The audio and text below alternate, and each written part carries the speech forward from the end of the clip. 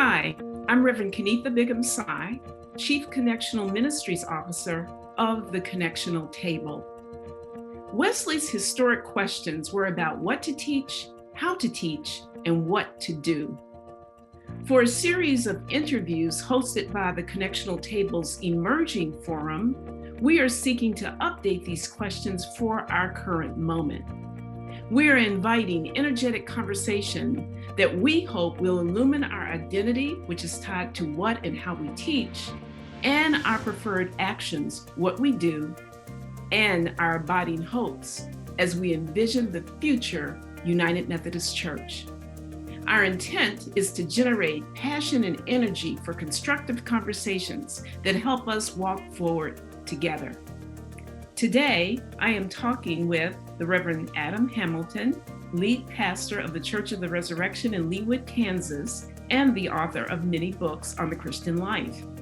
Joining us is Elizabeth Crosby, a member of an organization called Stay UMC, Alabama.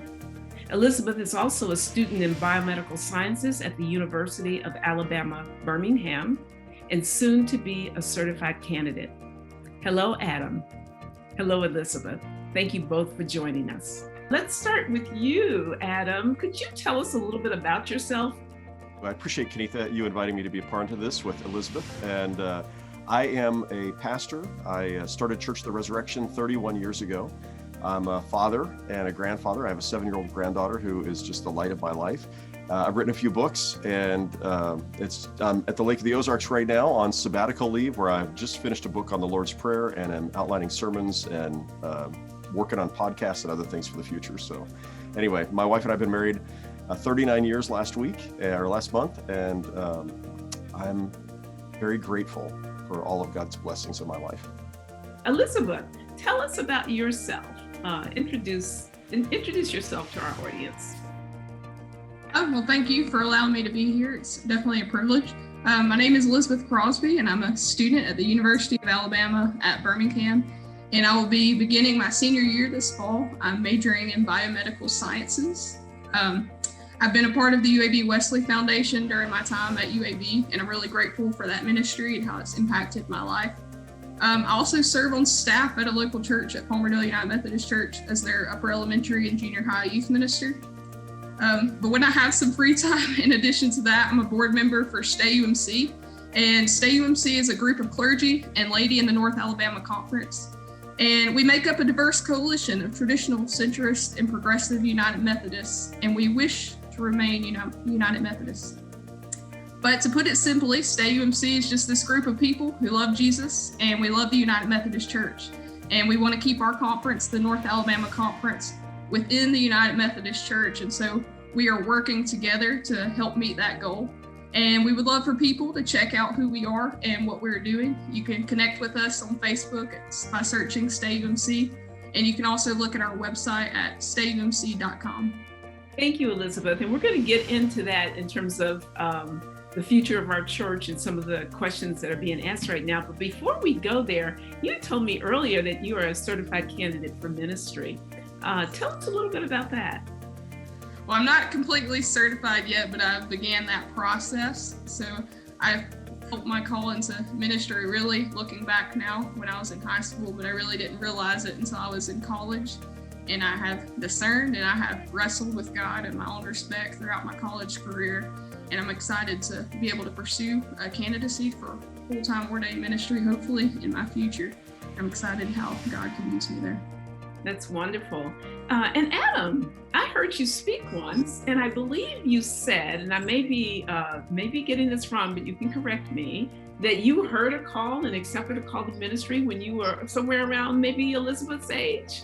Yeah, I was actually 16 when I felt the call. I had other people telling me, God has a calling on your life. You should be a pastor. And I'm like, no, I'm going to be a lawyer or a doctor. I had, other aspirations and was not at all interested in being a pastor.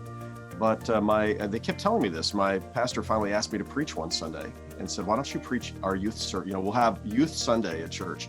And so I preached, and the sermon was horrible. It was embarrassingly bad. And I have it on audio tape somewhere, and it'll never be released. Nobody will ever get to hear that sermon. But when I was finished, despite the embarrassment, there was something inside me that said, I felt God saying, I made you for this. This is what I want you to do with your life. And I thought, okay, I think I can get better at the preaching part of it. And so I told my girlfriend at the time, LaVon Bandy, I think I'm supposed to do this with my life. And she said, okay. And we got married a couple years later, and that's been 40, gosh, I just turned 57 last week. So 39 years of marriage and 40 years of ministry plus.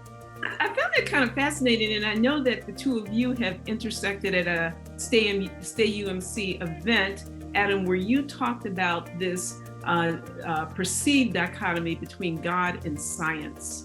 Elizabeth, have you encountered that in your studies? Here you are, you're a candidate for ministry, you're studying biomedical science, interest in public health. How have you encountered this question about God and science? Well, as a science major, I've definitely taken my fair share of science courses. Something that I've noticed, and it probably has something to do with being in the South, is that this perception is a reality, but it's one that's usually more subtly hinted at around here and hinted at in classes and academic conversations. But this perception is definitely there. And I've actually seen it played out on both sides. I've seen people have this kind of talk of like, you can't have God and science. So if you believe in this science, then you can't be a Christian. But I've also been around students who you hear saying that they're Christians and they're sitting in these classes and they won't even listen to the science that's being taught because they have been raised by this thought of, if I believe in this science, then I can't be a Christian. But my experience is that's not true at all, that you don't have to pick between God and science, that you can have both. And personally, I don't understand how you can take these science courses and you can learn about how our human body works and how you can learn about how humans have adapted and changed and how nature flows together and not see it as just evidence that points back to God, not something that disproves God, but something that proves even further the creativity of God's design and how God was and always has been faithful to his creation and taking care of us. Adam, at a Stay UMC event where you spoke, you talked about this same topic, and you talked about it from the perspective of reaching seekers. Could you tell us a little bit about that? Sure. Well, one of the things I've done at Resurrection on a number of occasions is preaching into science and faith and being able to help people see. Several years ago, we announced a series of sermons on Christmas Eve when we have the most number of non-religious people there. And the perception of many non-religious people is, again, that Christianity is anti-science or that our fundamental, suppositions about life are inconsistent with science. And again, there are plenty of Christians out there who give that impression. I was just, my family was on vacation, a family reunion a couple of weeks ago, and I was at the swimming pool, and there was a man who was there, and we struck up a conversation, and he said, so, you've written some books about God, and he said, well, so how do you read the Bible? Do you hold faithfully to the accurate, reading of the Bible? And I said, well, I think so, but I said, there are parts of the Bible that I don't think are meant to be read literally. They're archetypal. And he said, oh, so you embrace modern science. And I found that just so interesting, this negativity about modern science and the fact that the real truth is something found in a more literal reading of the text. And a lot of this stems from Genesis 1 through 3, and a real question around what is our Bible and how does it function? And in those passages, Genesis 1 is poetry. It's Hebrew poetry, and it's beautiful. If I was stranded on a deserted island and I had the chance to have Genesis 1 through 3 or a science textbook, I'm going to take Genesis 1 through 3 any day of the week. It's beautiful, and it's foundational to our faith. It captures this idea that there's a God who's behind everything that exists, and God called it all good, and that we were created in God's image. And then Genesis 2 is a separate creation story, which is written from a different tradition using different language, and it's a story that's much more human and earthy, if you will, when humans are created out of the dust of the earth, and ultimately it leads to the story of the fall and humans struggling with temptation and succumbing to it. And those two stories are really, really important, but they're not a science lesson. It's not like God said, let me give you a science lesson at the beginning of the Bible, because that'll be really important, because, for God to have tried to give us a science lesson at the beginning of the Bible would have been completely confusing and utterly astounding, unbelievable to people who lived in ancient times. These were stories that were meant to make theological claims, truth claims, really important truth claims with a capital T. They're not meant to tell us about science. And when we decide to read them like a science textbook, then we get into trouble. And we find ourselves in a place where we're forced to try to defend a literal reading of Genesis against the quote onslaught of modern science, when in fact we're simply misreading our text. And I think that gets a lot of folks into trouble. And that happens, of course, we find that in a whole host of other issues when it comes to the Bible and how we're reading certain texts.